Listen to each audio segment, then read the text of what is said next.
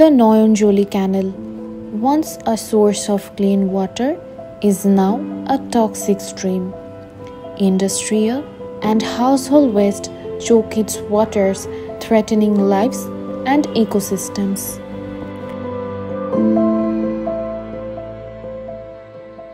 আমাদের তো এই বাড়াইটা দিয়ে আমাদের চলতে হয়, কিন্তু আমরা টাকা পয়সা দিয়ে ঘর তুলে সে ঘরে ভাড়া খাইতে পারি নাই।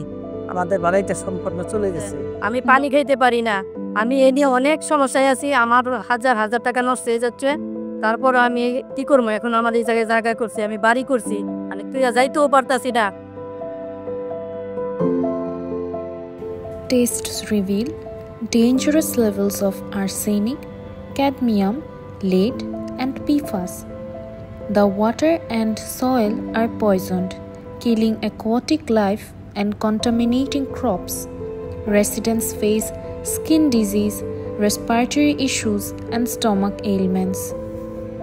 নয়নজলি কালে আমরা এই মনে করেন যে ময়লা টয়লা সাফ করতে এলামি, এই গাছ টাছ কাটতে এলামি গরু বাছুরের লেগা। আমার পরে যে মনে করেন যে পাইনে চুকাইতে শরীরের মাঝে বসার মতো হয়ে যা। আমার খারুমে 50-60টা গরু ছিল, এই থেকে 30-40টা গরু আমার মারা গেছে এই পানি আসে কিন্তু খাওয়া যায়। কিন্তু আমি তখন বুঝতাম না। যখন আমি উপজেলা থেকে ডাক্তার আনলাম, ডাক্তার এনে গরু আমার পরীক্ষা করলাম, কেন গরু মারা গেল। পরে ডাক্তার পরীক্ষা করে করলো যে আপনি এই যে 10 মিনিট পানি দিচ্ছি, এই ঘাস খাওয়ার এসব কারণে গিয়েছি। এখন আমার 5-7টা গরু আছে, আর সব পানি দিয়েছে। Toxic chemicals cause chronic rashes, infections, and even cancer. Children and the elderly are most at risk.